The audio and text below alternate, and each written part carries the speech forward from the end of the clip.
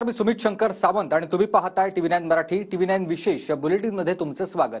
लाडकी बहीण योजनेचा लाभ मिळावा म्हणून बँक केवायसी साठी महिलांचे अतोनात हाल होत आहेत। नंदुरबार जिल्ह्यात आज धक्काबुक्की होऊन 2 महिला बेशुद्ध पडल्यात, तर दुसरीकडे महिलांसाठीच्या या पैशांवर काही बँका दंड वसुलीच्या नावाने स्वतःचा फायदा करून घेतात। पाहूयात।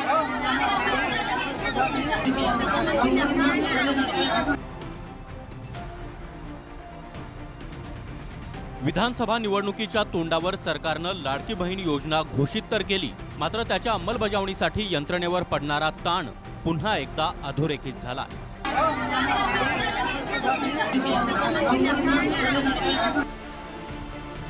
बँक खातं केवायसी अर्थात अपडेट करण्यासाठी नंदुरबारच्या धडगाव इथल्या स्टेट बँकेबाहेर महिलांची मोठी गर्दी झाली।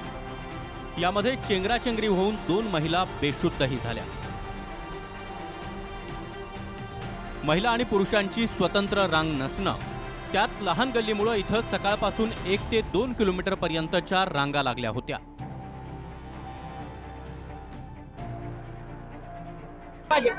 सकाळी 8 वाजेपासून आम्ही सकाळी 9 वाजता आलेले आहे।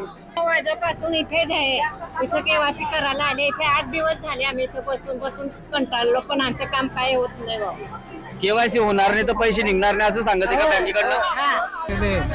आमचे काम होत नाही। 1 दिवस चालू असतात आणि 2 दिवसांनी ते बंद केले जातात, त्यांचं काम होत नाही। तिकडे इगतपुरीतल्या घोटीमध्ये केवायसी फॉर्म भरण्यासाठी मागच्या 4 ते 5 दिवसांपासून बँकांच्या चक्रा मारून देखील नंबर आला नाही। 21 तारखेला सकाळी महिला पुन्हा एकदा बँकेबाहेर रांगेत उभे राहिल्या। त्या दिवशीही नंबर न लागल्यामुळे उद्या सकाळी लवकर नंबर लागावा यासाठी महिलांनी रात्रभर बँकेबाहेरच मुक्काम केलाय। मावशी, तुम्ही कधीपासून बसले तिथं? सकाळी 11 वाजेपासून का? बरं, तुम्ही आज आले का मग? आज 11 वाजता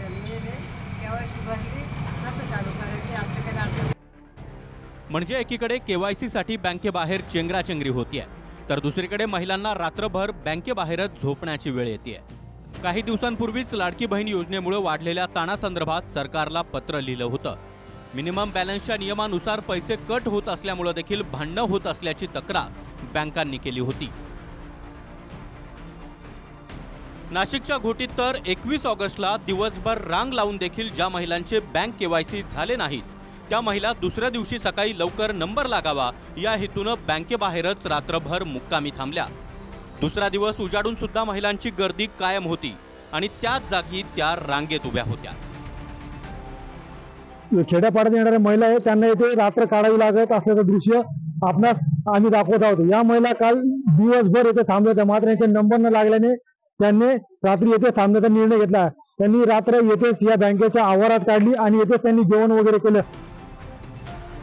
दुसरी गोष्ट म्हणजे ज्या महिलांच्या खात्यामध्ये लाडकी बहीण योजनेचे पैसे जमा झाले आहेत त्यापैकी अनेकांच्या खात्यामधून मिनिमम बॅलन्सच्या नावाखाली अनेक बँकांनी पैसे कट केले आहेत। जर बँक खात्यामध्ये किमान 500 रुपयांहून जास्तीची रक्कम शिल्लक नसेल तर अनेक राष्ट्रीयकृत बँका त्यासाठी दंड आकारतात।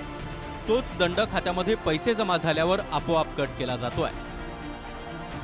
इंडिया टुडेच्या रिपोर्टनुसार गेल्या 5 वर्षात बँकांनी मिनिमम बॅलन्सच्या नावाखाली तब्बल 8,500 कोटी रुपये सामान्यांच्या बँक खात्यातून वसूल केले आहेत। म्हणजे व्याजाऐवजी फक्त दंड आकारून बँकांनी 8,500 कोटी रुपयांची कमाई केली आहे। विशेष म्हणजे यात देशातील सर्वात मोठी बँक असलेल्या स्टेट बँक ऑफ इंडियानं 2020 नंतर मिनिमम बॅलन्सद्वारे पैसे कापणं बंद केलंय। मात्र तरीही एकट्या 2019 ते 2020 या एका वर्षामध्ये फक्त स्टेट बँक ऑफ इंडियानं मिनिमम बॅलन्स म्हणून 640 कोटी रुपये वसूल केले। मात्र आता SBI सारखी बँक नसताना सुद्धा इतर बँकांच्या मिनिमम बँक वसुलीमध्ये गेल्या 5 वर्षात 38% वाढ झाली आहे। अनेक महिलांच्या माझ्याकडे अशा तक्रारी आहेत की ताई आमच्या खात्यामध्ये पैसे जमा झालेत, परंतु बँकेने ते परस्पर त्यांचे जे काही चार्जेस असतात त्यामध्ये वळते केलेले आहेत। त्यामुळे बँकेमध्ये अकाउंटमध्ये जे लाडकी बहीण या योजनेखाली पैसे आले होते ते पैसे आज 0 आहेत। साहेब, सर्व बँकांच्या मॅनेजर्सला आपण सक्त ताकीद द्या की ही योजना त्यांच्यासाठी आहे। बँकेने त्यांच्या सरचार्जेस कापण्यासाठी आपण हे पैसे दिलेले नाहीयेत। प्रचंड राग येतोय साहेब या विषयाचा की बँक किंवा बँकेचे अधिकारी अशी हिंमत कशी करू शकतात की गोरगरीब महिलांना एकीकडे राज्य शासन मदत करू पाहतंय आणि दुसरीकडे बँक हे पैसे काढून त्यांच्या त्या अधिकारावरती डल्ला मारताय. काही राष्ट्रीयकृत बँकांच्या संदर्भामध्ये ती तक्रार आली. ओवाळणी जी काही आम्ही दिलेली आमच्या बहिणींना ती कुणी त्याच्यात काटछाट करायची नाही अशा प्रकारच्या सक्त सूचना दिलेल्या आहेत. आणि एक सीएमच्या अध्यक्षतेखाली एक कमिटी असते. आजच येताना आमच्या विमानात बोलणं झालं की ह्याच्यात राष्ट्रीयकृत बँकांना सूचना गेल्या पाहिजेत. तिथं जाहीरपणे त्यांनी सांगितलं, परंतु तरी देखील की ह्याच्यातले पैसे कुणी काढू नका, ते महिलांचे पैसे त्यांच्याकरता ते दिलेले आहेत. त्याच्यात काही पूर्वीचं त्यांचं लोन बिल काय असेल तर त्याचा ह्याचा काही संबंध नाही. बँक खात्यात मिनिमम बॅलन्स सहसा गरीब लोकांच्या खात्यात राहत नाही. त्यामुळे याच खात्यांवर दंड आकारून बँकांनी 8,500 कोटी रुपयांची गेल्या 5 वर्षात कमाई केली आहे. उदाहरण म्हणून एका बँकेचा शहरी भागासाठी खात्यामध्ये किमान 2,000 रुपये असण्याचा नियम आहे. निमशहरी भागासाठी 1,000 रुपये तर ग्रामीण भागासाठी 500 रुपये. जर याहून बँक खात्यातील रक्कम कमी झाली तर शहरामध्ये महिन्यासाठी एका खात्याला 300 रुपये, निमशहरामध्ये 200 रुपये तर ग्रामीण भागामध्ये 150 रुपयांचा दंड आकारला जातो. दुसरीकडे सत्तेतील तीनही प्रमुख नेते मुख्यमंत्री एकनाथ शिंदे, उपमुख्यमंत्री अजित पवार आणि उपमुख्यमंत्री देवेंद्र फडणवीस हे लाडकी बहीण योजनेच्या प्रचारावरच सर्वाधिक भर देत आहेत. अजित पवार गटानं तर आता फक्त जनसन्मान यात्रेसाठी स्वतंत्र पत्रकार परिषद घेणं सुरू केलंय. त्यामध्ये इतर राजकीय प्रश्न पत्रकारांनी केल्यास पत्रकार परिषद बंद केली जाईल असं तटकर यांनी म्हटलंय. माझी आपल्याला नम्रतेची विनंती आहे.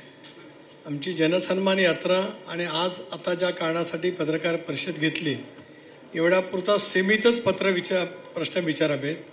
राजकीय प्रश्न आपण विचारू नयेत. विचारलं तर पत्रकार परिषद थांबेल. याशिवाय सत्तेतील नेते पैशाचं आमिष दाखवून इतर मुद्द्यांवर का बोलत नाहीत असा प्रश्न विरोधकांनी केलाय. तुम्हाला तुमच्या खात्यात पैसे आले का? परत येतो, परत येतोय, परत द्या. तुमच्या खात्यात पैसे आले का? जमा झाले? सगळ्यांचे आले. या राख्या द्या.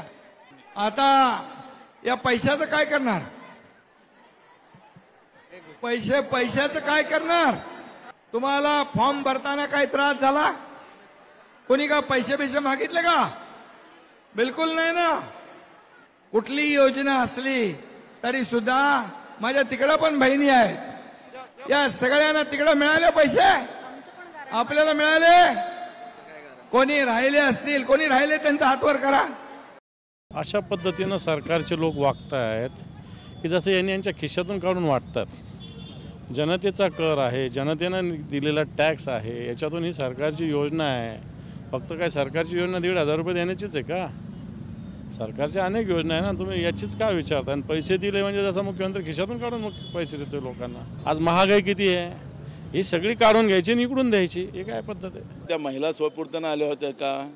कलेक्टर, जिल्हा परिषद CO, कमिशनर, ज्या महिला बचत गट आहेत, आशा वर्कर आहेत, अंगणवाडी सेविका आहे, मदतनीस, त्या होत्या. त्या महिला होत्या. तुम्ही लगेच त्यांचा इंटरव्ह्यू घेऊन येऊन जाता. मला सगळे रिपोर्ट आहे. या महिला स्वयंपूर्ती आल्या नाही. इथं महिला ज्या आहेत या काही आम्ही आणलेल्या नाही, गाड्या लावून नाही आणल्या. ते किती घाबरलेले त्यांचं चित्र आपल्याला पाहायला मिळते. त्यांचे थोडे पाहिले का मुख्यमंत्री उपमुख्यमंत्र्यांचे चेहरे?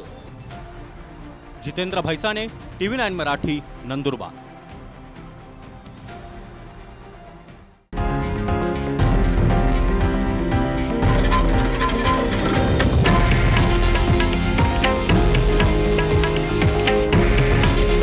हे आहे देशातील नंबर 1 न्यूज नेटवर्क आणि आपण पाहत आहात TV9 मराठी. काळजी तुमची, हित महाराष्ट्राचं.